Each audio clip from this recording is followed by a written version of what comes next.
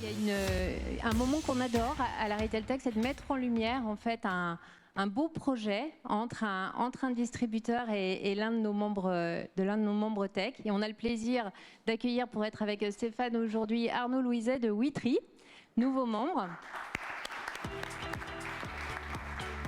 Donc Stéphane, avec toutes les convictions que tu nous as partagées, je pense qu'on va avoir un exemple concret de comment embarquer le consommateur dans cette démarche. Bonjour à tous, merci pour l'invitation. Très heureux de partager ce moment avec Stéphane et de mettre en avant notre collaboration. Je voudrais revenir tout d'abord sur un constat qui a été beaucoup fait ce matin. Finalement, c'est ce paradoxe entre les Français sont prêts, les Français veulent s'engager, et finalement, il ne se passe pas grand-chose, il se passe peu de choses. Il y a deux raisons pour ça. La première, c'est la complexité. Les consommateurs ne sont pas prêts à engager des heures et des heures pour devenir plus responsables parce qu'ils ont d'autres préoccupations dans la vie, plus importantes parfois. Et puis la deuxième chose, et on partage ça avec Stéphane, c'est le pouvoir d'achat et du coup la rentabilité finalement de l'engagement. La préoccupation numéro 1 des Français, c'est le pouvoir d'achat, avant l'environnement qui est la deuxième.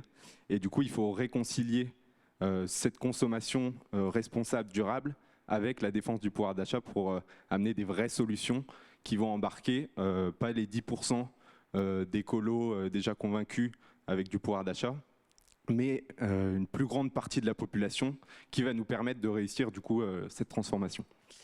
Donc je me présente du coup Arnaud, je suis le cofondateur de Witry et chez Witry en fait on démocratise l'économie circulaire.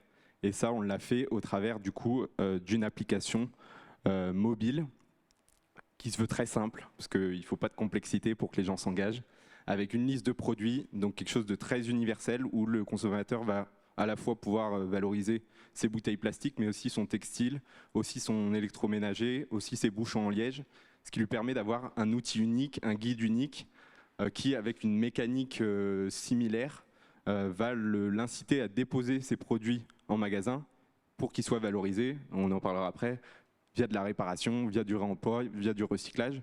Et du coup, engager finalement ce consommateur dans l'économie circulaire et vraiment démocratiser ce mouvement qui est important pour la planète, pour le retail aussi, parce que ça en va de la survie du retail. Donc voilà l'application qu'on a développée. Je passe la parole à Stéphane pour exposer ce qu'ils font, même s'il l'a déjà fait au niveau de la circularité chez Electrodépôt. Ouais, très rapidement. Pourquoi on a été, je crois, alors tu me dis si je me trompe, mais je pense que le premier distributeur à signer avec Witry pour deux raisons.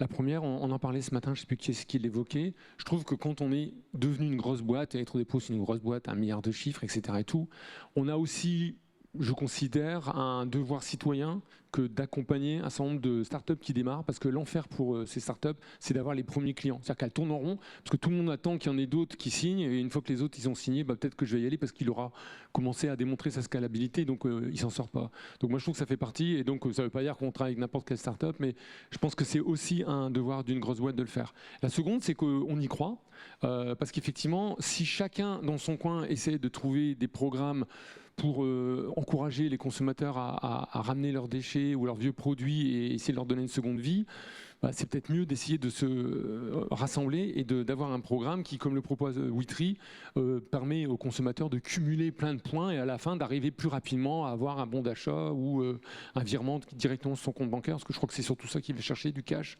Donc parce qu'il aura la possibilité, tu as mis les exemples, de ramener des lunettes chez un tel, des flacons de parfum chez tel autre, des bouteilles en plastique dans l'hypermarché et peut-être un vieux lave-linge chez Electrodépôt. Donc nous on le fait parce qu'on pense que la massification, la mutualisation est intéressante en mode plateforme plutôt que d'inventer notre propre outil. La seconde raison, c'est qu'on est intéressé d'un point de vue très business à développer de l'économie circulaire. Je vous en ai parlé tout à l'heure, on veut développer le chiffre d'affaires durable avec du circulaire. Qui dit du circulaire dit des gisements pour créer du reconditionnement. Donc on encourage les clients à nous ramener des vieux frigos, des vieux lave-linges, parce que je vous ai parlé tout à l'heure par exemple de la plateforme Reconomia qui a été créée. Et bien donc tous ces produits-là, une partie d'entre eux vont pouvoir être reconditionnés et revendus en magasin. Donc c'est pas une aumône, on donne pas de l'argent jeté par les fenêtres. Il y a un vrai business model derrière. Et c'est pour ça qu'on a investi sur cette collaboration. Du coup, ouais, effectivement, tu l'as bien dit, mais le but du jeu, c'est de rendre la consommation rentable, mais aussi pour le consommateur, à la fois pour le retailer, à la fois pour le consommateur, à la fois pour la planète, bien sûr, mais c'est d'unifier tout ça pour permettre d'inscrire l'économie circulaire au cœur du business des retailers. Très concrètement, comment ça se matérialise sur l'appli ? On a une offre, plusieurs catégories d'ailleurs de gros électroménagers sur l'application en permanence dans les 95 magasins d'électrodépôt. Et les utilisateurs vont pouvoir repérer très rapidement le lieu de collecte, magasin électrodépôt à proximité, déposer leurs produits, enregistrer sur l'appli via un justificatif photo ou ticket de caisse leur dépôt. Et là, ils vont être crédités du coup de points dans leur cagnotte Witry qui pourront transformer ensuite en virement bancaire, en don associatif ou en bon d'achat. On donne la liberté aussi au consommateur qui s'est préalablement engagé de faire aussi ce qu'il veut derrière de son gain finalement. Et puis on a eu la chance et la joie de mettre en avant une campagne temporaire aussi sur l'appli, sur le petit appareil électroménager pendant 3 semaines pour la semaine européenne du développement durable. Donc petit électroménager, appareil multimédia pendant 3 semaines, on booste toute notre communauté utilisateur sur cette offre. Et ce qui fait que voilà, il y a une massification des gisements qui vont ensuite pouvoir être réparés, revendus, recyclés par Electrodépôt et les filières de valorisation derrière. Donc voilà, c'est vraiment allier la rentabilité économique pour tous et la durabilité des modèles du retail.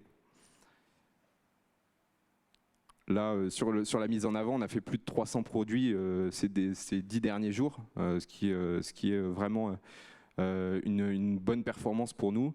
Le but du jeu maintenant, nous, c'est d'aller plus loin, d'augmenter notre base utilisateur qui est aujourd'hui de 50 000 mais qui double tous les trimestres. Et du coup, à ce titre-là, voilà, on ouvre de nouvelles catégories de produits, on recherche de nouveaux partenaires qui s'engagent fondamentalement dans l'économie circulaire. Donc c'est les enjeux du moment chez Witry. Juste un commentaire sur les chiffres. 300 produits, on ne va pas se mentir, c'est encore très faible. D'accord, en 10 jours. Néanmoins, pour l'instant, Arnaud il a lancé son appli, il a 50 000 personnes qui l'ont téléchargé. Je ne dis pas de bêtises si je dis que tu ne vas pas pouvoir survivre longtemps si tu n'as que 50 000. Donc ton objectif c'est d'avoir 100 000, 500 000, 1 million.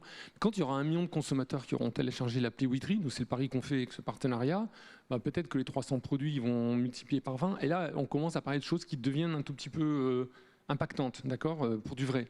Et donc, bien sûr que c'est epsilonesque. Par contre, il faut qu'on apprenne, qu'on débroussaille toutes ces nouvelles boucles pour pouvoir en tirer des enseignements. Et c'est pour ça que j'encourage, il paraît qu'il y a plein de distributeurs dans la salle, donc n'hésitez pas, je ne suis pas rémunéré, mais moi je pense qu'au plus on sera nombreux à se fédérer autour d'applications comme ça, au plus on aura de chance de changer le comportement du conso.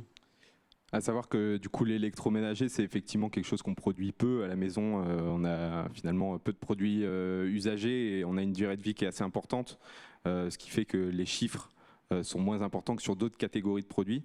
Sur l'appli, du coup, en multipliant les catégories de produits, on a déjà valorisé plus de 2 millions de produits par 50 000 utilisateurs. Donc imaginez dans quelques mois, lorsqu'on aura effectivement des centaines de milliers d'utilisateurs, des millions d'utilisateurs, le business qu'on crée pour Electrodépôt, l'impact environnemental qu'on crée aujourd'hui, on va pouvoir le multiplier par 10, par 20, par 100, par 1000. Et c'est ça qu'on va aller chercher maintenant qu'on a prouvé que ce modèle, il allait à la fois l'utilisateur, consommateur, et à la fois du coup à nos distributeurs déjà signés.